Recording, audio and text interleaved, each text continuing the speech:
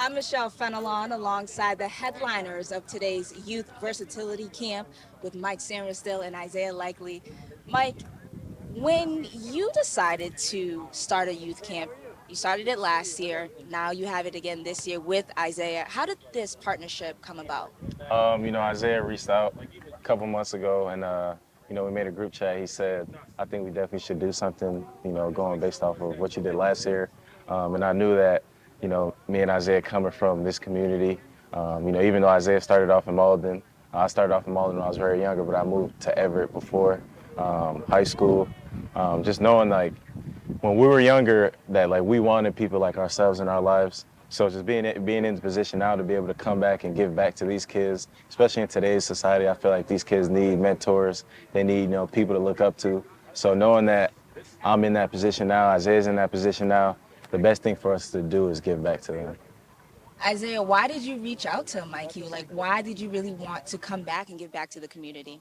Like as Mikey said, like when I was talking to Mikey in the group chat, Mikey seemed like it wasn't really about football when he touched the kids. It was more of like a big brother aspect, and I felt like that's a lot of the kids now. Like that's what they need in their life. Like he said, like this generation, how I preach to people is to be a superhero.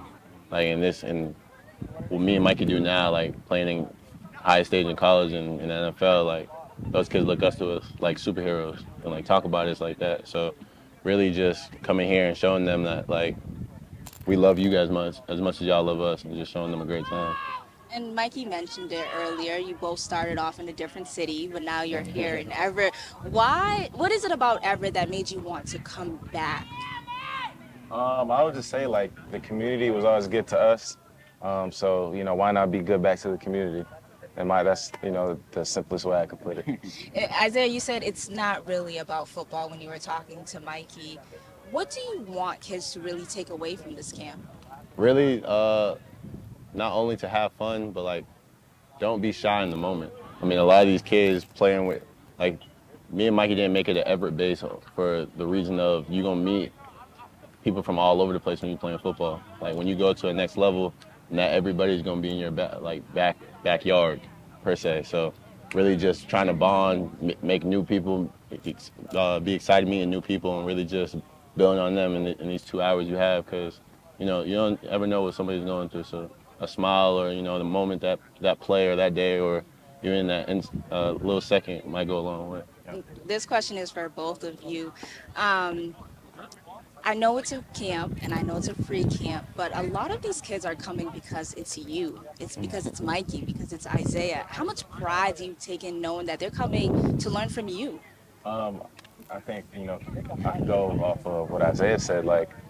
Um, like these kids in a way look up to us as they're superheroes, and in my eyes, it's kind of like I'm not. I don't even view myself like that big of a person because I once was in their shoes, and it's like what we do means so much to other people. Like I had visited a hospital once, and like the person that we had went to see was so moved just by seeing us, and like the person was literally on their deathbed, and seeing us in a couple, like seeing me and a couple other of my teammates, literally gave them like a second wind, a second life, and it's just like what we do is so impactful to others, and like I have to carry myself that way no matter what I'm going through, because I feel like if I'm ever in a position where to these kids it looks like I'm broken, then their hero's broken in a way. So I always carry myself that way and show them the best me at all times. Isaiah, how much pride do you take in knowing that they're here and they look up to you? Uh, I mean, it's funny because when we first opened the registration form, I told Mikey the first 2 days we already had like 150 kids, and like me and Mikey was like, man, I don't know like how we gonna be able to tell kids no if they walk up, and that's the part like you smile about, because it's like you never know how many kids you actually gonna get. It's like in a way they make us nervous because we're like, man, we trying to show love to the kids, but we don't know how many kids we're gonna open up to, and then when you actually see them and how excited they be when you walk around them, it's really heartwarming because it's like a kid in the candy shop. Like I feel like this sometimes experiences like this is better than scoring touchdowns. So like I just feel like I'm blessed to be here every day. I mean I'm here on my off week before OTAs to come here and have a great time out here. I'd rather be here 10 times out of 10 than being in Baltimore right now. That's awesome. And Isaiah and Mikey, both of you, um, knowing that Everett was a big part of your journey, who are some of those people that really helped push you to where you are today? You know, first and foremost, my family, mom, dad, always been a great support system in my life. You know, for teachers, I would say, you know, Coach Carlos, Coach Chamberlain, um, Coach DiBiaso. I think every coach that was here at Everett always, you know, put their best foot forward for us. Definitely shout out to Coach Riz. You know, I miss him so much, but every coach that was here at the time while we were here did everything to help us get to where we are now. You know, definitely a lot of teachers as well, still who reach out like Miss Dunn, Mr. Opedisano, Miss Whitson, Miss Abud. You know, they still reach out, still, you know, making sure that we're okay, always asking if we need anything. Um, I just feel like, you know, Everett was always a community, or, you know, the people in the community. Coach Dennis Wilcox as well. He's the one that, you know, helped get me to Everett. Um, but yeah, like everyone that was in the community of Everett always was like in our corners. And, you know, that's when you have a community like that, I just feel like the best thing to do is, you know, be able to come back and give back how we're doing now. Sure. We are at the stadium, obviously, where you played. And when you look back and you think about your journey, what sticks out to you the most, Isaiah? Uh, I really say the bond and brotherhood I made. Like, a lot of people will try to like when they have camps, they'll be struggling to get camp counselors to help out, or like struggle to like have everybody come back. We gave all our friends and all our notices a day notice, and all of them are out here coming from wherever they come from, whether they're still playing football, whether they're working, they come out their day to help out for free at that. It's for the kids. And even with Mikey, like Mikey's at college, we have more people at college, and we still all keep in contact. So it's like, it's really, at the end of the day, it's really the bond you make at the end, because those go a long way. Football, as Mikey been preaching to the kids, it's not for long. That's what the NFL stands for in a lot of our heads as you grow up, because it's just the pedestal and the door opening. So I That feel like that. that bond is clear because a lot of the alumni, a lot of your, your teammates pulled up. For you, Mikey, why was it important for the kids to see not only you two, but also other alumni that graduated from Everett and played Everett football? It's funny you say that. So earlier, a kid asked for my signature, and I said, make sure you get, it was Anthony North. I said, make sure you get his signature too, because yeah, I'm the one at Michigan. I'm the one, but he's the one that, you know, also assisted getting me to where I am. Him and Jake were the guys when I was younger. They, you know, said always come to Everett, come to Everett. Me and Anthony North, we've been through a lot together, a lot of adversity together. We played on the same side on offense. We always call it 5-on-1 side. Um, and so like I told him, I was like, listen, like he's a legend here at this school. He's a legend in my life. He's a person that, you know, I looked up to when I was younger. Anthony, even though he is, you know, a year older than me, I looked up to him because he's a great older than me. He was someone that always gave me advice when I needed it, was always there for me. So like, just, you know, our peers, like they mean so much to us, and, you know, I wouldn't want no other group of guys out here helping us do this. Now, I have to ask you about your football careers, right? Mikey, you played 3 years as a wide receiver. Last season, you transferred to the defensive side of the ball. What was that process like? So, you know, a lot of people will call it a rare process because of, you know, in the most humble way how well I did it. Like it's hard to transition from a receiver to a defensive back that fast. You know, sometimes it takes time, or it just doesn't work out. And you know, my coaches helped put me in the best, you know, position possible to be able to do it as fast as I did and learn as fast as I learned. You know, my teammates also helped support me.